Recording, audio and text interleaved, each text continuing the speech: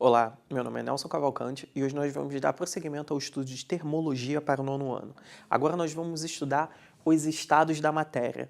Como nós sabemos, nós podemos observar a matéria em três estados fundamentais ao nosso redor, que é, no caso, sólido, líquido e gasoso. Esses são os três estados mais comuns que nós encontramos no nosso dia a dia. Porém, existem outros estados da matéria, tá? Existem estados como, por exemplo, o condensado de Bose-Einstein, que é um estado da matéria de baixíssima energia, mais estudado na parte de física moderna, assim como o superfluido, que é um tipo de fluido que tem uma capacidade de ter praticamente viscosidade igual a zero, e são propriedades também estudadas na parte de física moderna um pouco mais avançada, e também o plasma, sendo que o plasma ele tem uma importância especial. O plasma já é um estado da matéria de altíssima energia, e o que ele tem de especial é o fato de que o plasma é a forma da matéria mais encontrada no universo. Ou seja, quando a gente fala que a gente encontra de forma mais comum os estados sólido, líquido e gasoso, nós estamos restringindo aqui ao nosso redor, na nossa vizinhança,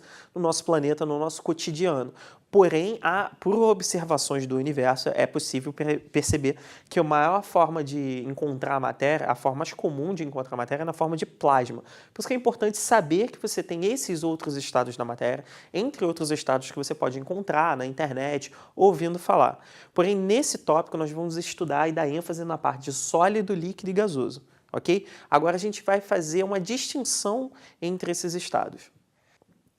Bom, desses estados que nós vamos estudar, que é o sólido, o líquido e o gasoso, nós temos que, primeiramente, para entender a diferença entre eles, entender como que é o comportamento das moléculas, ok? Nós sabemos que que toda a matéria é composta de moléculas, ou seja, ela vai estar sendo feita a partir de pequenas estruturas que nós damos nome de moléculas, que são compostas de átomos. Essas pequenas estruturas, elas vão ter uma capacidade de interagir umas com as outras. Essa interação vai ser dada através de uma força de atração que vai depender, e a natureza dessa força vai variar um pouco de acordo com o tipo de molécula que você estiver estudando. Cada uma vai ter suas propriedades, mas de uma forma geral você pode resumir que todos esses três estados sempre vão ter moléculas com uma certa interação entre elas. Então você tem que lembrar que quando nós vimos um sólido, ele é composto de dezenas de milhares, de bilhões de moléculas. E essas moléculas têm interações entre elas, ou seja, elas têm uma coesão, uma atração que faz elas terem uma coesão e que elas tenham um determinado formato. Essa interação intermolecular vai ser muito importante para a gente entender esses estados. No primeiro momento, quando a gente tem baixa energia, a gente tem as moléculas muito próximas umas das outras, essa interação entre as moléculas é muito forte. Aqui eu estou usando o exemplo da água, porque é muito comum encontrarmos a água tanto no estado sólido, líquido como gasoso, e no estado sólido, ou seja, na forma dela de gelo, nós vamos ter que as moléculas de H2O, que é a molécula da água, aqui representado pelas letras H e O, né? Essas moléculas, cada uma delas aqui em branco, vai ter uma interação que eu representei aqui de laranja entre elas, ou seja, vai ter uma atração e devido ao fato de ter uma baixa energia e uma maior proximidade, ela vai formar uma espécie de cristal, ela vai formar uma estrutura cristalina. Lembrando agora que a gente não está falando cristal do tipo cristal transparente, é uma forma em física que a gente chama das estruturas das moléculas, elas formam estruturas rígidas aonde essas moléculas não se movem dos pontos dela, elas vibram dos pontos que elas estão, em torno dos pontos que elas estão, porém elas não vão ter um grau de liberdade de se movimentar dentro da substância. Então elas vão ficar fixas em determinados pontos com uma forte atração entre essas moléculas. Isso vai fazer com que ela tenha esse formato sólido. Ela tem essa estrutura sólida, onde ela tem uma determinada rigidez, ou seja, ela tem uma resistência a você quebrar, a você ultrapassá-la. Ela também vai ter forma e volume definido, ou seja, você sabe que o sólido ele tem um volume próprio, ele tem uma forma própria, e ele é caracterizado por uma interação muito forte entre as moléculas. Como isso vai se diferir da estrutura, no caso da fase líquida? Quando você está com, no caso, a água, né, na parte líquida, quando você tem as moléculas dessa substância vão ter um grau de liberdade maior, elas vão poder se movimentar dentro da substância, elas já vão estar num grau de agitação maior e também com uma interação bem mais fraca, ou seja, essa interação entre as moléculas vai estar um pouco mais fraca e isso vai fazer com que ela não consiga manter uma coesão como no estado sólido. Então isso faz ela ter essa característica que ela fica fluida, ela tem uma certa viscosidade, porque ela ainda vai ter uma interação entre as moléculas, ou seja, ela ainda vai ter uma resistência a escorrer, uma resistência a espalhar, porém, ela vai tomar toda a forma do recipiente, ainda que ela vai ter um volume definido, ou seja, ela vai ter uma quantidade de espaço que ela vai ocupar definida, ela não vai ocupar qualquer espaço, ela vai ter uma quantidade de espaço definida, porém ela vai ocupar o formato do recipiente. Essa é uma das grandes diferenças entre sólido e líquido que você pode determinar. E por último, o estado gasoso, né? No estado gasoso, a gente já tem que a interação entre as moléculas é praticamente nula, é praticamente desprezível. Isso faz com que as moléculas tenham um alto grau de liberdade, elas se movimentem com bastante facilidade, e isso faz, consequentemente, que ela ocupe todo o espaço. As moléculas ficam bastante dispersas, então no estado gasoso, por exemplo, o gás ocupa todo o volume que ele tiver para ocupar. Se esse recipiente for maior, ele vai ocupar mais espaço ainda e as moléculas vão ficar mais espaçadas ainda. Então, e principalmente, ele não vai ter forma, não vai ter volume definido, as interações são fracas e ele vai oferecer pouquíssima resistência a você tentar penetrar essa substância, você tentar mover por dentro dessa substância, que é o que a gente percebe quando a gente interage com os gases. Então, de uma forma geral, a gente está falando de propriedades que são facilmente observáveis entre sólido, líquido e gasoso, mas agora a gente está trazendo uma explicação um pouco mais aprofundada do porquê que ela se comporta desse jeito, ok? Esse quadro ficou... Bom, agora nós vamos analisar as transformações entre um e outro estado, desses 3 estados principais que nós vamos tratar daqui para frente. Tá? Então agora a gente vai falar das mudanças de estados.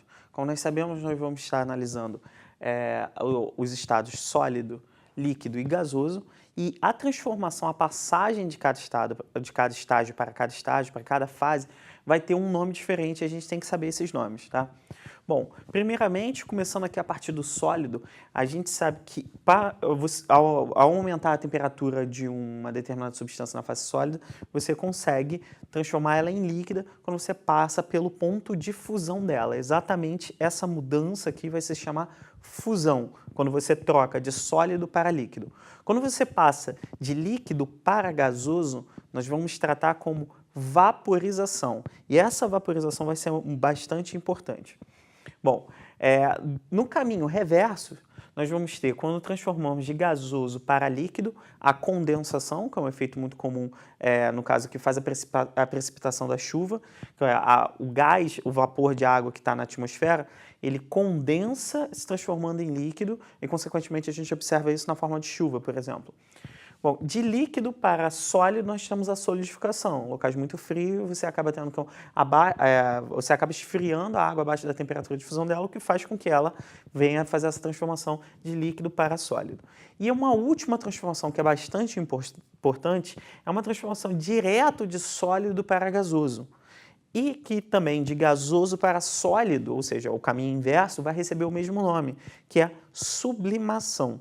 Tá? Tanto de sólido para gasoso como de gasoso para sólido, nós vamos chamar de sublimação.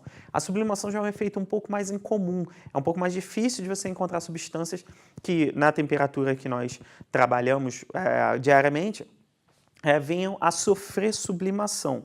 Uma das substâncias mais acessíveis para você observar esse fenômeno da sublimação é o gelo seco, porque o gelo seco ele está no estado sólido. Porém, quando você aumenta a temperatura dele, seja você jogando água à temperatura ambiente ou água fervendo, ou expondo ele a uma temperatura maior do que a temperatura de sublimação dele, que é bastante baixa, ele acaba passando direto do estado sólido para o gasoso. E ele é chamado exatamente de gelo seco porque ele não apresenta essa parte líquida à nossa pressão durante esse experimento. Você observa a utilização de gelo seco, por exemplo, na produção de efeitos especiais cinematográficos, assim como na produção de shows, quando eles querem fazer aquela fumaça que você observa. Aquela fumaça é produzida através da sublimação do gelo seco, ok? Bom, por que a vaporização agora vai ser bastante importante? A vaporização ela vai ser dividida em três possibilidades, ou seja, há três formas de ocorrer a vaporização. A primeira delas é a evaporação. A evaporação se caracteriza pela passagem de água da forma líquida para a forma gasosa sem que ela chegue à temperatura de ebulição. Lembrando que a temperatura de ebulição da água é de 100 graus Celsius. Esse efeito pode ser observado quando você percebe uma poça de água que simplesmente ao longo do dia, ou mesmo ao longo da noite, ela acaba sumindo, ela acaba secando naturalmente. Por que isso ocorre? Porque ela está passando pelo processo de evaporação. Qual é a importância aqui? É lembrar que esse efeito ocorre mesmo à noite e você não percebe que aquela substância, no caso a água, a poça de água, ela não chega à temperatura de ebulição, ou seja, ela não chega a 100 graus Celsius. Porém, mesmo assim, ela vira gasosa, no caso evapora.